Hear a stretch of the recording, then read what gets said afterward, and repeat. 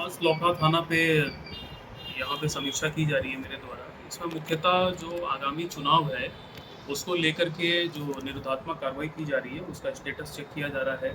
गुंडा प्रस्ताव के लिए नाम मांगे गए थे, उसकी प्रोग्रेस को चेक किया जा रहा है।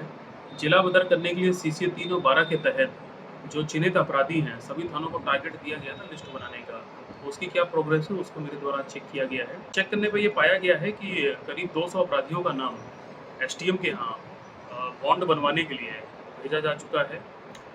करीब 50 से 60 लोगों का नाम सीसीए 3 के तहत जिला बदर करने के लिए यहाँ से प्रस्ताव भेजा जा चुका है थानाध्यक्ष के द्वारा। इन सभी पे जल्दी कार्रवाई की जाएगी। इसके अलावा क्षेत्र में जो शराब माफिया हैं, कोरेक्स के माफिया हैं, गांजा के माफिया हैं और अवैध खनन में जो लिप्त लोग हैं, उनकी भी जांच पड़ताल की गई है। और मेरे द्वारा थानाध्यक्ष को आदेश दिया गया है कि इन सभी लोगों पे सीसीए 3 की कार्रवाई की जाए, ताकि चुनाव के समय इन्हें जिले से बाहर किया जा सके।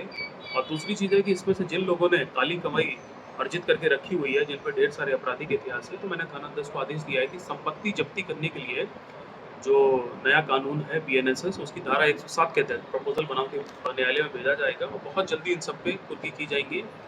इसके अलावा जो नेपाल बॉर्डर के यहाँ पे 4 चेक पोस्ट है, उनका भी मेरे द्वारा निरीक्षण किया गया है। वहाँ पे जो एसएसपी के अधिकारी हैं, मैंने उनसे भी बातचीत की है।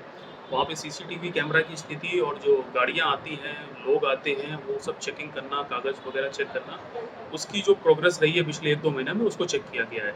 तो मेरे द्वारा सभी को आदेश दिया गया है कि चाहे दिन हो या रात हो, चूँकि चुनाव को लेकर के अब गंभीरता बढ़ गई है, चेकिंग फ्रिस्किंग की जाए। शराब को लेके विशेष अभियान जो चल रहा है, उसको जारी रखा जाए।